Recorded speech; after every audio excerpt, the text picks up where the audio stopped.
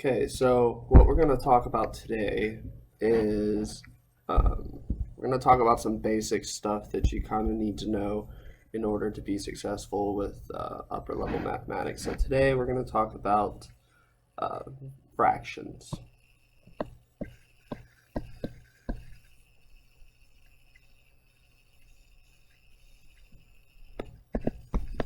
Okay.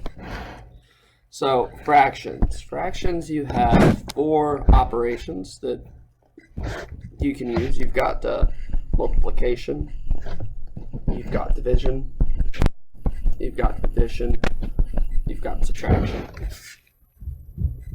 Now, when you are adding or subtracting, you have to have a common like denominator. So adding and subtracting fractions, you have to find a common like denominator.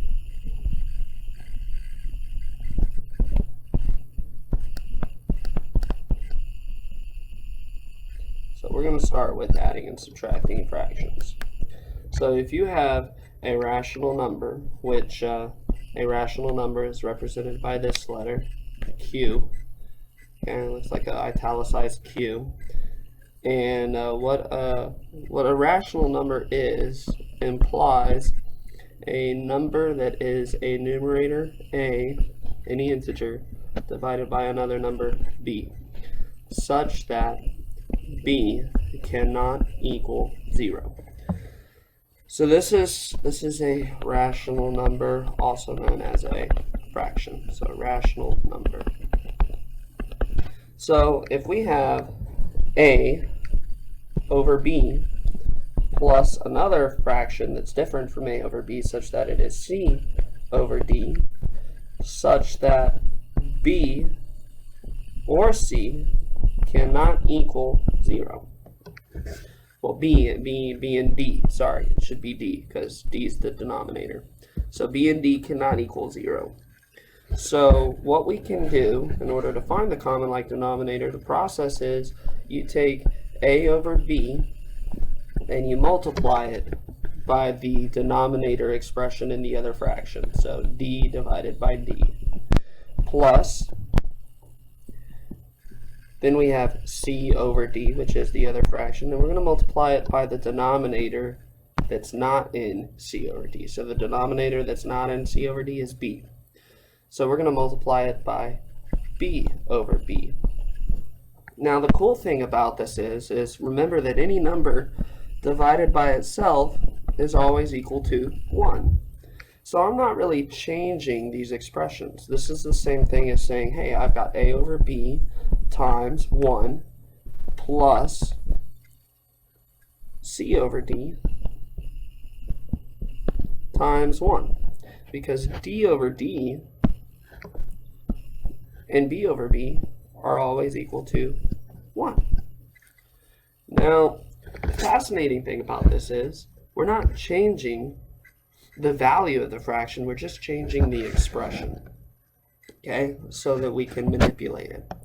Okay, so we've got A times D, this will simplify, okay, A times D over B times D plus C times B over D times B. Now, remember that the transitive property states that B times D is equal to D times B. Okay, so BD equals DB.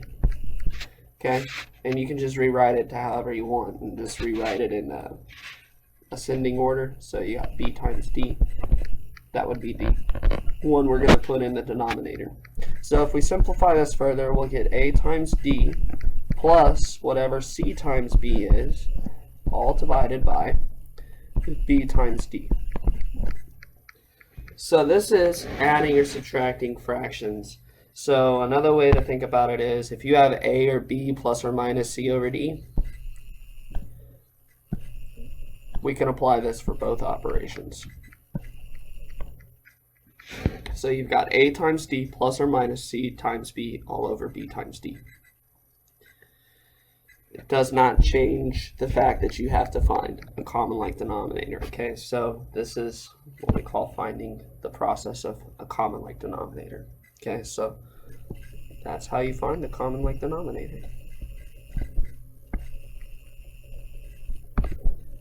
The common like denominator, now that we have it in both, is b times d.